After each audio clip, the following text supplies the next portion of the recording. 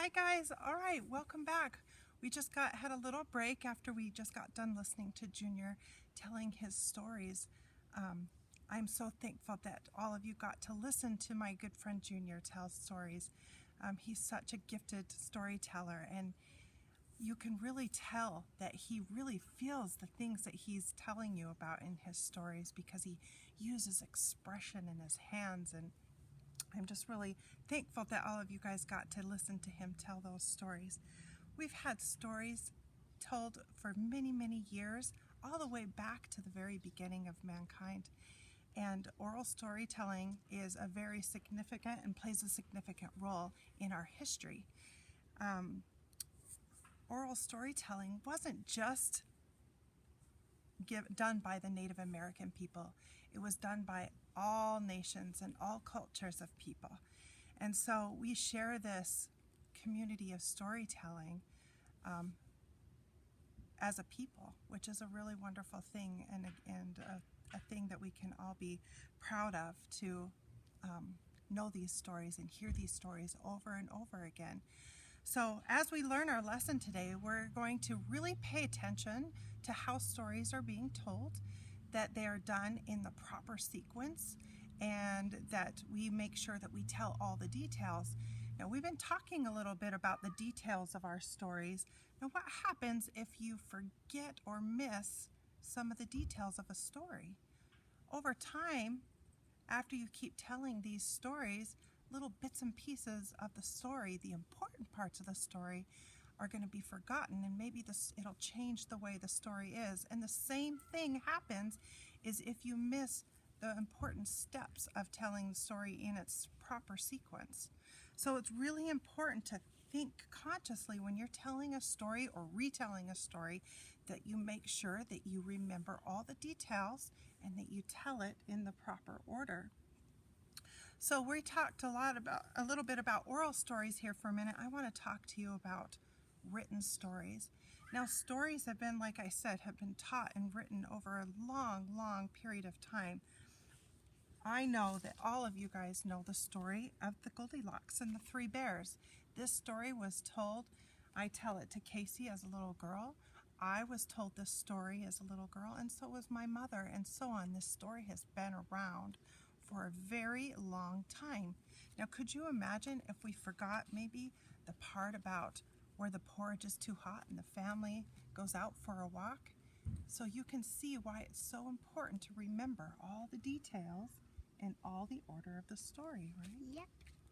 So there's all different types of storytelling. There's storytelling that tells us maybe a little lesson, like the story of Coyote. This gives us a little lesson. It's a legend. You also might have a story that records history, like all of us know about what a Holy Bible is. Or maybe it tells a great historical event. This is the Great Serum Race, and this is when the people in Nome, the children, were very, very sick, and they needed medicine, so they couldn't rely on a train. They couldn't rely on the airplane because there was a great blizzard coming. So they had to rely on these sled dogs to get the medicine, the special medicine that would help cure the children there. So stories help us do several things. They help us record legends and tell valuable lessons. They might record a special event, or maybe they even record your family history. This happens to be a book with all of my family's and Casey's family history. We are even in this book, but it talks about all my ancestors and their personal stories and the things they did for a work or for the wars that they fought in. So many, many years ago, Native American people, as Junior had told you just a little while ago, they did not have a written language. So their history was not recorded in the written word. It was only recorded by the stories that were told, repeated over time. So these stories are very, very special and very sacred to the Native American people, because that's what they have to remember their history. And we talk about why do we have to learn about history? Does anyone know why we have to learn about history? Yes, because we don't want history to repeat itself. So we remember the history and then we learn about it and recall it so that we don't repeat the mistakes that we maybe have done in the past. So the stories that the Native American people told about their history sometimes not only were told in oral language, but they also would use pictographs, and they would use these symbols. They're very simple symbols, and they were used, and sometimes they were written on the walls of their teepees or on the walls of rocks, and you can still see some of those writings today. They've been preserved and saved, and so that we can go and look at them and look at those stories and remember those recorded history. So let's talk about some of these books that I have here. I have some different types of books that I want you guys to look at later on today. This book here, Coyote's Powwow, is about a legend. You guys can check that out from me. I also have this story, The Broken Ice, and I would like Emily and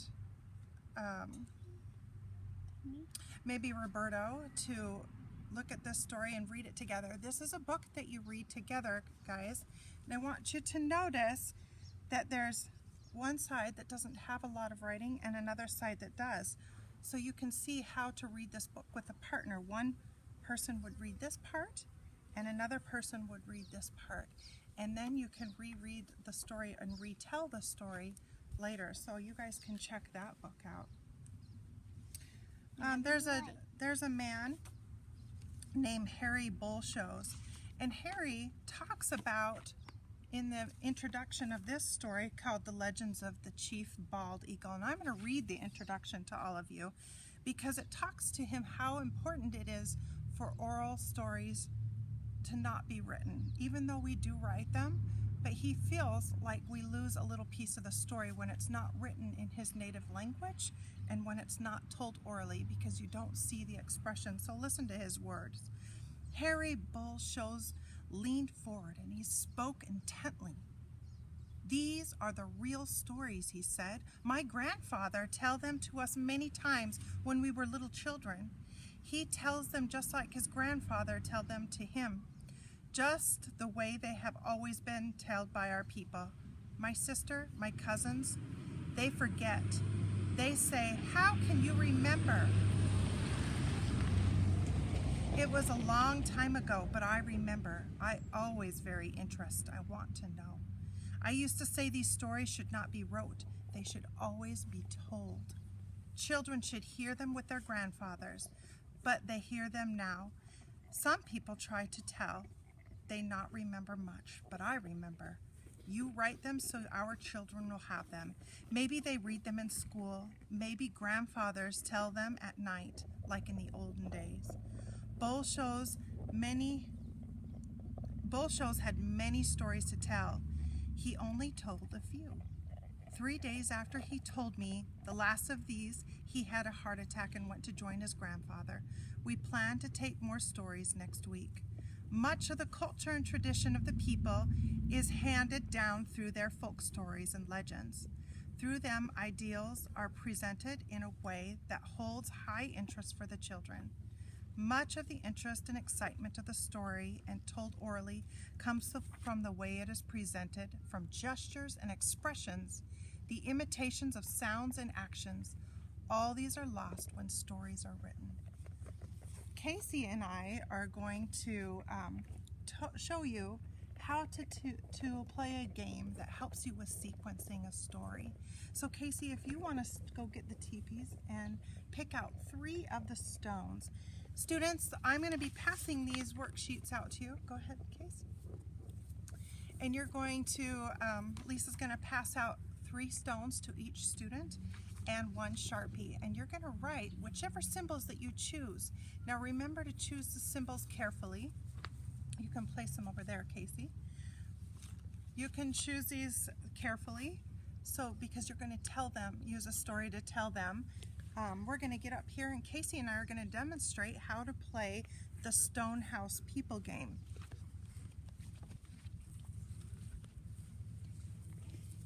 Okay, Casey, you can go first and tell your story, and then I will try to tell it back. There's some men in a canoe. They're going to get firewood.